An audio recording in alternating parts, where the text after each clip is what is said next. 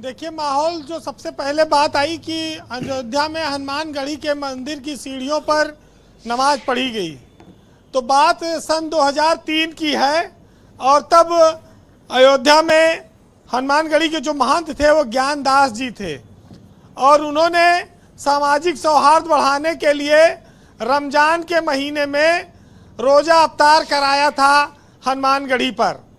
उस समय हनुमानगढ़ी की सीढ़ियों पर नमाज पढ़ी गई और उसमें बाबरी मस्जिद के जो पक्षकार थे वो भी उसमें, हासिम अंसारी, वो भी उसमें शामिल हुए थे। तो ये ज्ञानदास का आयोजन था और हिंदू मुस्लिम एकता को बढ़ाने के लिए 2003 में यह आयोजन किया गया था। लेकिन महंत ज्ञानदास के इस कृत्य को कुछ साधु संतों ने आपत्ति की थी और धर्मदास नाम के एक संत कोर्ट में भी गए थे कि ये मंदिर में नमाज नहीं पढ़ी जानी चाहिए। तो ये मुद्दा है 23 साल पहले का। अब 23 साल बाद फिर जो है जिंदा हुआ है, जिन पैदा हो गया, जागा है। भारत इसीलिए बड़ी विचित्रताओं और विविधताओं का देश है। जो मर गए, जो पुरखे कर गए, जहाँ जैसा चाहो उनको फिट कर लो, फायदा मिले फायदा ले लो, उलाहना देना हो उलाहना दे दो। क्योंकि धर्म जो है वो भारत में राजनीति को बहुत सूट करता है, और जब चुनाव आता है तो उसका और चार्म बढ़ जाता है और चर्चाएं तेज हो जाती हैं। हिंदू मुसलमान तो आपने खूब सुना होगा, अली बजरंगबली भी आपने सुना, शमशान और कब्रिस्तान भी आपने सुना जी। अब देखिए नमाज और पूजा की बात भी आई है। अब ये नारे सब तैरना शुरू करेंगे हवा में और लोगों का ध्यान खींचेंगे। एक एक नारा बोलेगा कि बटोगे तो कटोगे। अभी बहुत सारे नारे आएंगे। नहीं, वो नारा आपकी योगी जी नहीं लगा रहे हैं। योगी जी इस बार नमाज को मुद्दा बनाए हैं और सपाही कांग्रेसी नमाज को दूर से नमस्कार कर रहे हैं।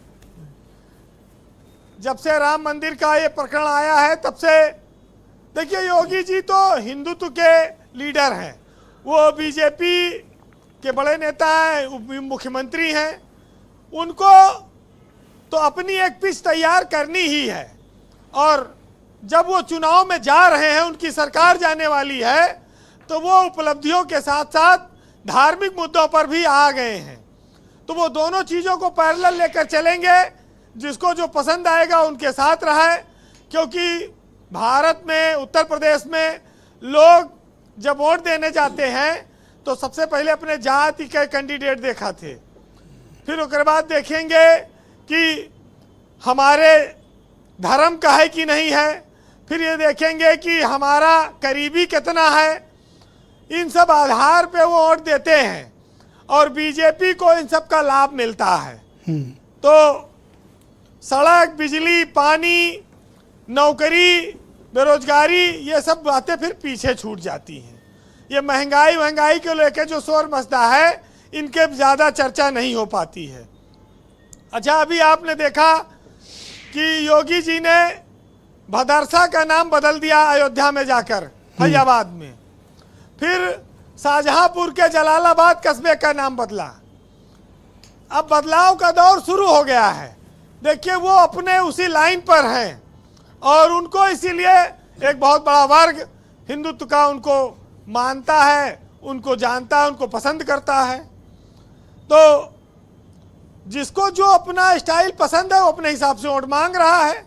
और जहाँ तक रही बात वक्फ की संपत्तियाँ आज से नहीं 20 साल से लूटी गई हैं, और ओम प्रकाश राजभर इस समय वक्फ मंत्री हैं, अल्पसंख्यक कल्याण के जो सहयोगी हैं बीजेपी के।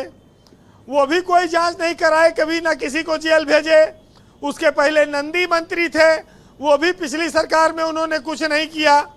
उसके पहले आजम खां थे ही। ये फारूकी क्या बल्ला हैं, बहुत लोग उनकी चर्चा कर रहे हैं। ब्रजेश जी जुफर फारूकी 20-22 साल से हैं चेयरमैन, उनको कोई हटा नहीं पाया।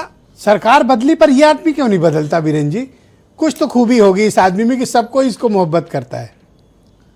देखिए हमारे नूर यहाँ अहमद कहते को हैं छोड़ कि के। शीशे में ढालने की जिसको कला आती है वो हर जगह सफल हो जाता है। किसमें ढालने की? जुफर फारूकी ने हर सरकार में मंत्री को अपने शीशे में ढाला है और वो जब अच्छा, किसके अपॉइंटी थे वो? नसीमुद्दीन सिद्दीकी के टाइम आए थे शायद।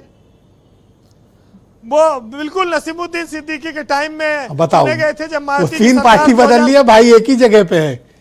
ऐसे व्यक्ति का माल्यार्पण होना चाहिए। देखिए वो माल्यार्पण के काबिल तो है कि वो इतनी कला के माहिर हैं सबको साधने में।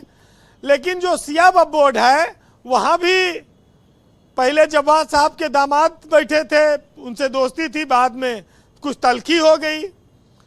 लेकिन जो बैठा उसने खुर्द बुर्द के उसके ऊपर आरोप लगे और जमीनें शहरों में आ गई, कीमती हैं, तो मंत्रियों को भी लालच आ जाता है। वो एक ने तो भाषण नाम ही देते बदल हैं दिया। अब मंच से। सीबीआई परेशान है कि मूल FIR में कुछ नाम है और व्यक्ति का नाम कुछ है।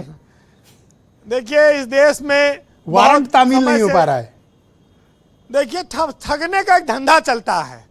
ठगने का धंधा ये है कि जब आप विपक्ष में होते हैं तो आप खूब शोर मचाते हैं कि हम आएंगे तो इनको जेल भेज देंगे, और जब सत्ता में आ जाते हैं तो उनके साथ मिल जाते हैं और जब लाभ कोई ये लेने कहता है कि लगते मैं हैं। फला को ये कार्रवाई करूंगा, जो भी सुनील साजन बोल रहे थे कि अगर सत्ता में आएंगे तो ये करेंगे, तो मैं उनको जुफर अहमद फारूकी का केस याद दिला देना चाहिए। हाँ बिल्कुल। देखिए बहुत साफ है कि ये चुनाव जी कंक्लूड करें वीरेंद्र जी। बीजेपी, देखिए ये चुनाव बीजेपी और समाजवादी पार्टी के बीच सीधा है, दोनों ओर से गठबंधन है। कांग्रेस अब गठबंधन में अभी से खटास चल रही है इधर। क्या हुआ? कांग्रेस वाला अब वो क्या जैसे- है? तो अब कोई हुआ कह रहा क्या है हम कि- बरगद हैं, कोई कह रहा है आम है। क्या चल क्या रहा है इनके यहाँ?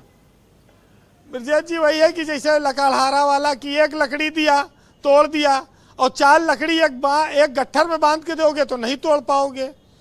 तो कांग्रेस को एकजुटता पर भरोसा होगा तो वो गठबंधन में रहेगी, और नहीं होगा तो फिर 35 साल यूपी बेहाल वाला नारा चलेगा। तो कुल मिलाकर बात इतनी है जी। कि बहुत सारे विधानसभा चुनाव हारे, एक चुनाव और हार जाएंगे, उसमें कोई बड़ी बात नहीं है। लेकिन इतना जरूर है कि कांग्रेस के पास राहुल और प्रियंका के अलावा कोई ऑप्शन नहीं है। लेकिन वो उत्तर प्रदेश में वोट नहीं बटोर सकते। उनको उनके पास फ्यूचर जरूर लंबा है, लेकिन उनके पास वोट बैंक नहीं है। वोट बैंक समाजवादी पार्टी के पास है, वो उनको साथ में लड़ना पड़ेगा। अरे अभी सुरेंद्र राजपूत चिढ़ मायावती- जाएंगे, आप ये सब बोल रहे हो, अभी तुरंत चिढ़ेंगे। देखिए मायावती के जिस भरोसे पर कांग्रेस पार्टी सोचती है कि हम कुछ वहां कर लेंगे, जी। तो मायावती के पास भी कोई मुद्दा नहीं है, और जो उनका वोट बैंक था वो दिन ब दिन कम होता गया। एक जमाना था वो जिसको टिकट देती थी जीत जाता था। आज मायावती के टिकट पर कैसा विधायक हैं।